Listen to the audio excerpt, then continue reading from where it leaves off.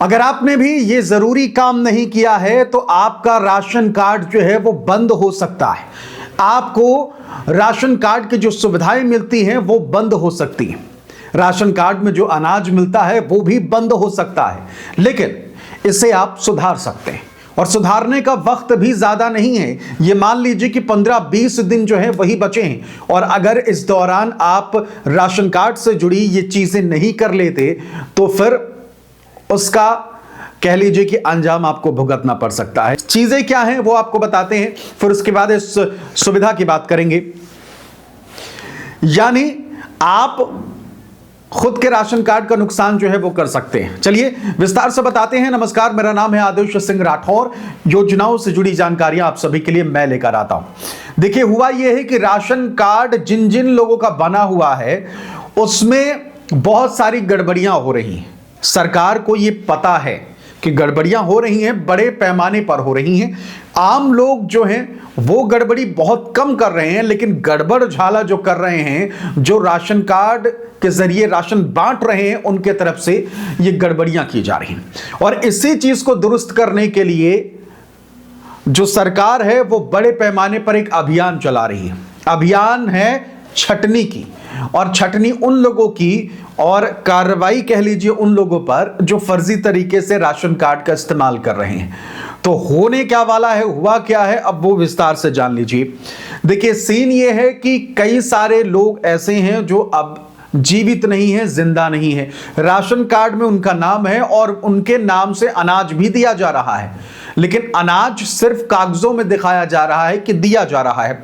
असल में जो बंदा नहीं है, जिसकी डेथ हो गई है, उसके हिस्से के जो अनाज है वो उस परिवार को भी नहीं पहुंच रहा है और ये बीच में ही गायब कर दिया जा रहा है। तो ये बड़ा खेल किया जा रहा है।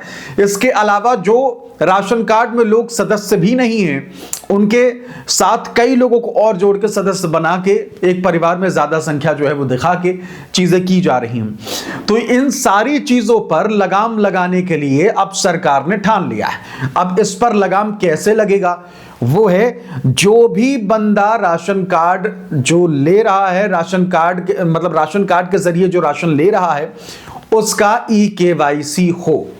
ई-केवाईसी होगा तो भाई जो बंदा जीवित है वही जाके अंगूठा लगा पाएगा, या फिर अपने आंखों के रेटिना से या फिर किसी भी तरीके से अपनी ई-केवाईसी करा पाएगा। तो आपके पास अब आखिरी मौका है ई-केवाईसी कराने का। आगे बताएंगे आपको कि भाई ई-केवाईसी कैसे करा सकते हैं, घर से कैसे होगा, कहां कहां से ऑप्शन है, और सीधा सा हिसाब यह है कि बगैर किसी को कुछ राशि दिए, बगैर पैसा दिए आप आसानी से कैसे ई-केवाईसी करा सकते हैं। तो पूरी डिटेल आपको बताने वाले हैं। पहली बार अगर आप आए हैं तो चैनल को सब्सक्राइब जरूर कर लीजिए, क्योंकि यहां आपसे जुड़ी ही जानकारियां आपको दी जाती हैं। और इस वीडियो को शेयर भी करना है। देखिए, राशन कार्ड से जुड़ी बहुत सारी जानकारी आपको हमारे चैनल पर मिलने वाली है, इसलिए इस वीडियो को शेयर करके व्हाट्सएप में बाकी लोगों तक पहुंचाइए और चैनल को सब्सक्राइब भी करिए। अब देखिए करना क्या है, आपको करा लेना है अपना ई-केवाईसी। आखिरी डेट है 31 जनवरी। जी हां, जनवरी का ही मौका बचा है। 31 जनवरी 2026 लास्ट डेट है, आखिरी तारीख है। और इस दौरान अगर आपने ई-केवाईसी अपनी नहीं कराई, नहीं अपडेट कराई, तो फिर आपको अंजाम क्या भुगतना पड़ेगा, मैंने इस वीडियो को शुरुआत में जिक्र किया। अब ई-केवाईसी होगी कैसे, अब जरा वो भी जान लीजिए।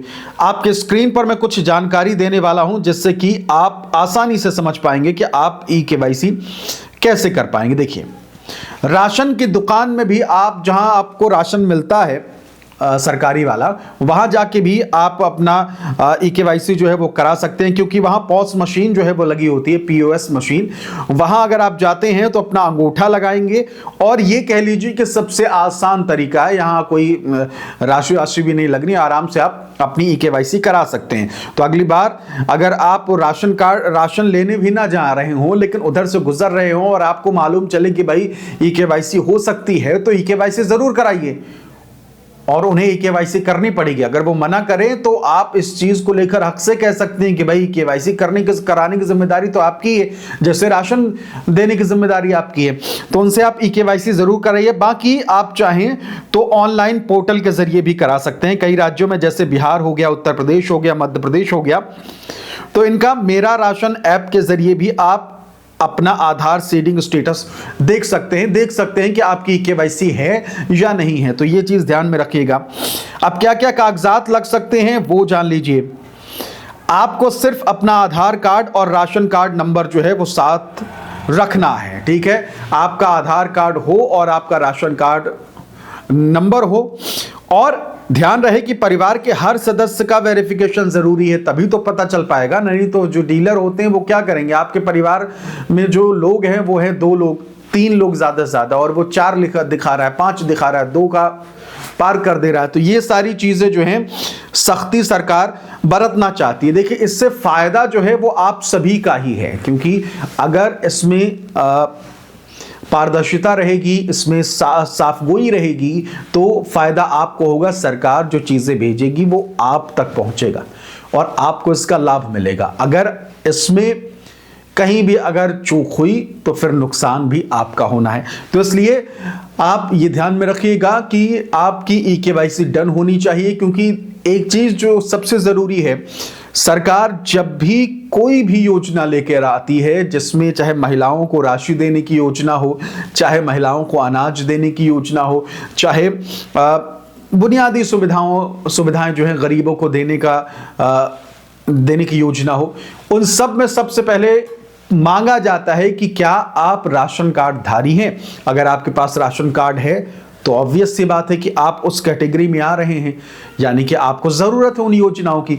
तो उन योजनाओं की सारी जानकारी राशन कार्ड के जरिए ही आप तक, वो सारी जानकारी कह लीजिए, योजना के फायदा जो है वो सब कुछ उस एक राशन कार्ड के जरिए ही आपको मिल पाएगा। इसलिए राशन कार्ड है बहुत जरूरी। और अगर राशन कार्ड से जुड़ी कोई भी जानकारी आपको चाहिए तो कमेंट मेरे वीडियो के नीचे जरूर करिए। और सबसे जरूरी बात जो मैं आपको दोहरा रहा हूं, कई मर्तबा कह चुका हूं, वो ये कि इस वीडियो को शेयर करके व्हाट्सएप के जरिए अपने उन लोगों तक पहुंचाइए, अपनों तक पहुंचाइए जिनके पास राशन कार्ड है और ई-केवाईसी उनकी अधूरी है, या फिर ई-केवाईसी अगर उन्होंने करा भी ली है तो उन तक उनको फिर भी पहुंचाइए। क्योंकि कारण यह है कि अगर उन्होंने ई-केवाईसी करा ली है, सब कुछ उनका डन है, लेकिन उनके आसपास के लोग तो रह गए होंगे ना, तो सब तक ये जानकारी पहुंचाइए, क्या क्या करना है, कैसे क्या करना है, वो डिटेल आपको जानकारी मैंने इस वीडियो में बता दी है, जिससे कि आप तक सही सटीक जानकारी पहुंचे। मेरी कोशिश यही रहती है कि आपको जितनी भी जानकारी दूं, साफगोई के साथ दूं और सटीक जानकारी दूं। तो फिलहाल तो इस वीडियो में इतना ही। कोई सवाल हो आपके जहन में, कुछ पूछना हो, कुछ भी आपके दिमाग में चल रहा हो, आप पूछना चाहते हो तो कमेंट करके जरूर पूछिएगा।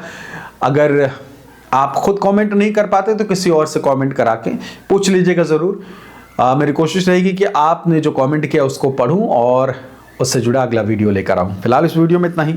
नमस्कार। इसके अलावा बहुत से हमारे दर्शक जो हैं वो लगातार मेरे इस माइक को लेकर बात कर रहे थे कि मैं कौन सा माइक इस्तेमाल करता हूं। आपके सामने है DJI का माइक मिनी, वायरलेस है, तार की वायर की कोई झंझट नहीं, आवाज़ कैसे आप सुन सकते हैं, बेहतरीन उम्दा आवाज़ है और लगातार मैं इसे 2 साल से इस्तेमाल कर रहा हूं। और सबसे अच्छी बात यह कि मैं एक बार इसे चार्ज कर लेता हूं और कब चार्ज किया था वो मुझे याद भी नहीं रहता। मेरी कोशिश ये रहती है कि मैं, हालांकि इससे रोज़ वीडियो बनाता हूँ और वीडियो भी मेरे रहते हैं आधे घंटे 1 घंटे का मटेरियल तो रहता है, इससे मैं शूट करता हूँ। तो कह लीजिए कि हफ्तों 1.5 हफ्ते 2 हफ्ते तक मैं इसको चला लेता हूँ। बाकी आपके इस्तेमाल के ऊपर है, आप चाहें तो इसको महीने में 1 बार भी चार्ज करेंगे तो काम चल जाएगा जितना आप इसका इस्तेमाल करेंगे। लेकिन बैटरी बैकअप सॉलिड है, तो आप इसे देख सकते हैं। नीचे मैंने टैग कर दिया है, नीचे ये माइक आपको दिख रहा होगा, एक बार खोल के देखिएगा ज़रूर। बाकी आपके ऊपर है।